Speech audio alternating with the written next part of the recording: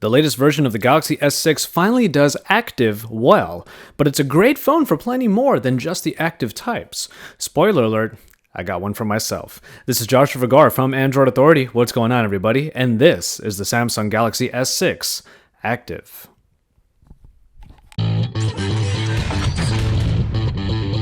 The original S6 and Edge brought glass and metal to a gradually underwhelming design language, but the active version goes back to full plastic builds with rugged lines and obvious signs toward the phone's durability.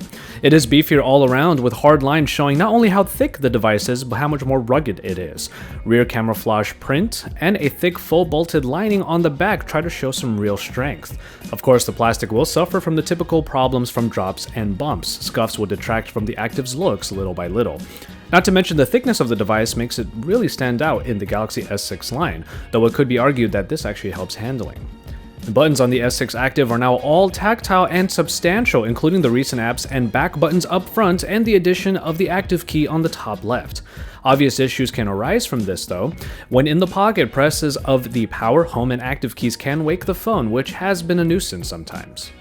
The phone does have an IP68 certification, so it can take a tumble and a plunge, and there are no covers on the micro USB charging port or the headphone jack up top, which is great.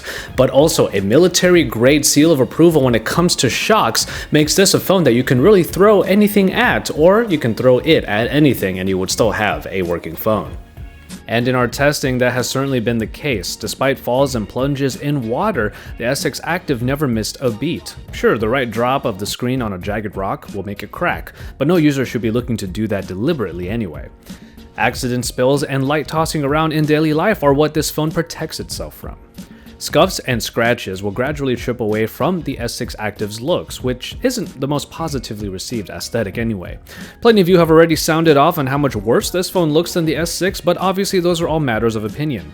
We do tend to agree though that the camo on the lighter versions of the phone are odd, to say the least, but we would be remiss if we didn't focus at least a bit on the very sleek black looking edition, which is the one that I personally have now.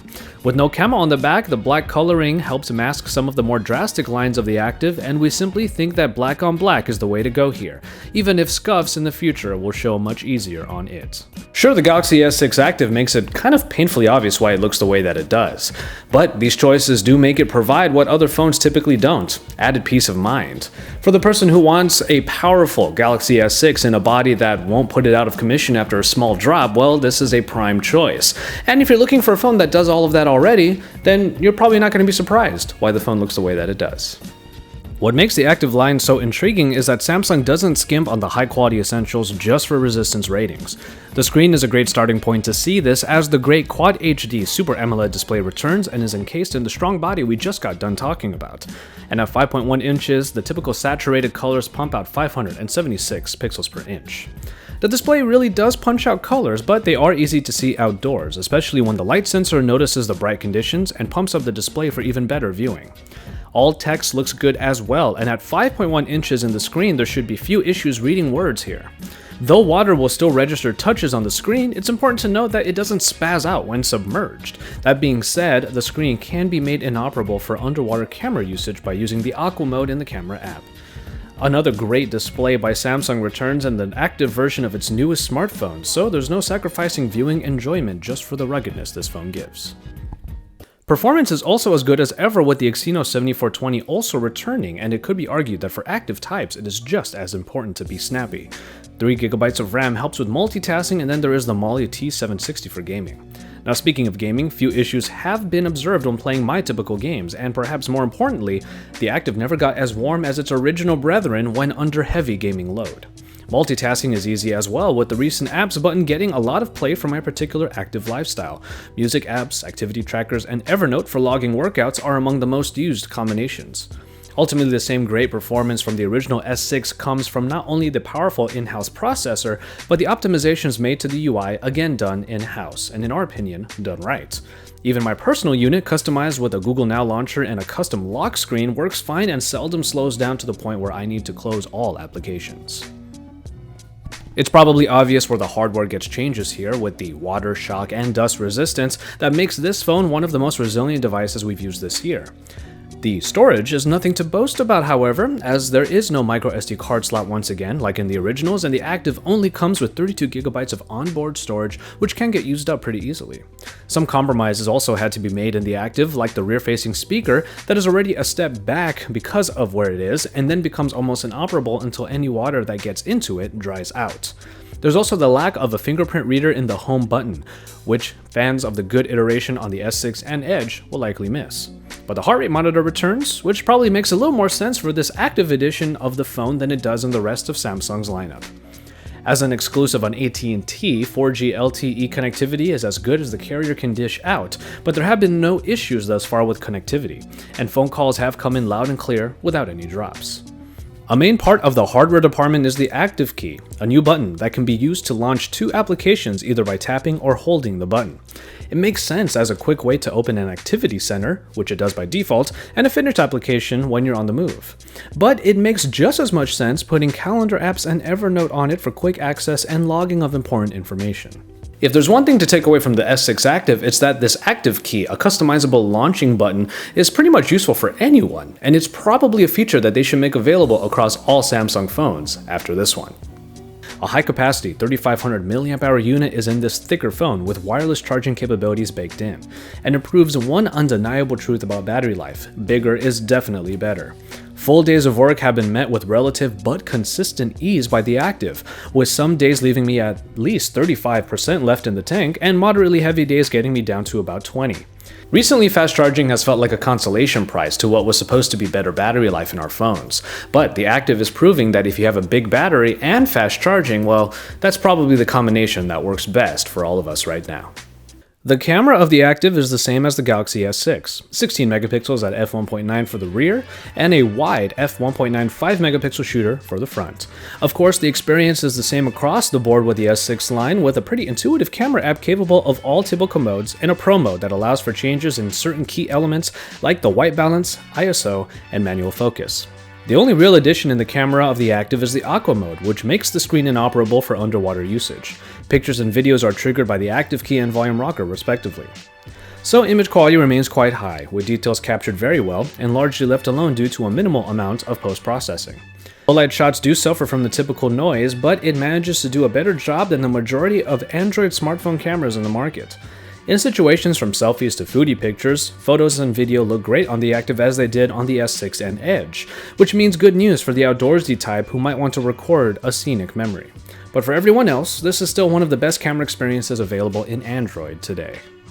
And finally, in software, the same streamlined TouchWiz experience keeps the S6 Active snappy, smooth, and about as fast as we've ever seen a Samsung device go.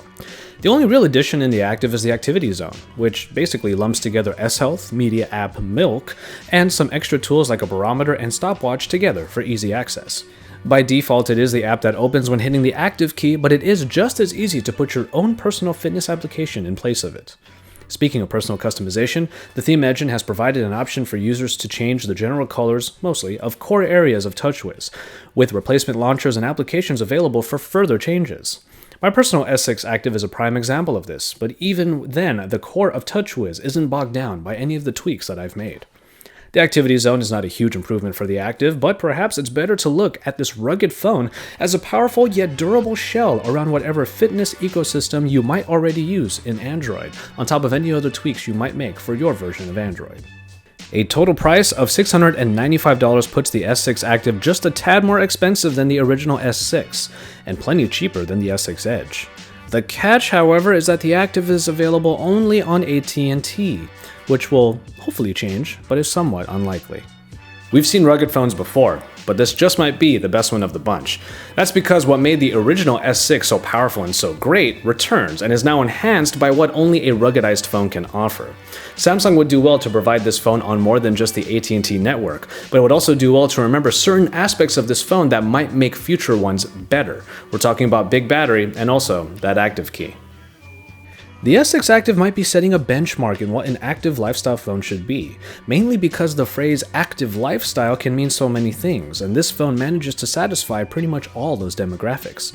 An outdoorsy person can knock this phone around and still have a perfectly working device. A gym rat can check heart rate and then quickly change songs or fitness routines using the active key.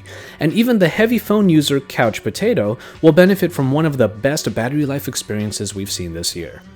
It may not be the prettiest phone, but the S6 Active succeeds wonderfully in all of the places where it counts, and something has to be said for a phone that you actually don't have to worry about inside and out.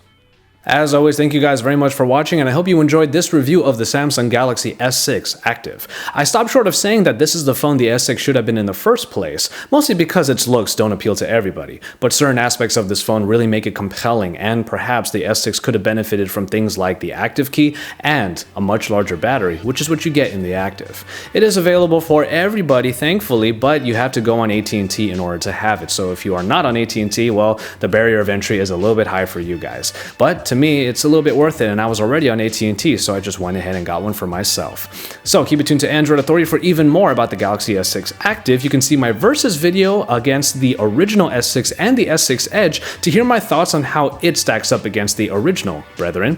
And from there, you can watch all of the rest of the content from my brothers on Android, and you can keep it here for even more. Drop us some likes on our videos and subscribe to our channel if you haven't already. Once you're done with all of that, listen to the Android Authority podcast, head on over to our forums at androidauthority.com to discuss Android at length, and then keep it tuned to androidauthority.com because we are your source for all things Android.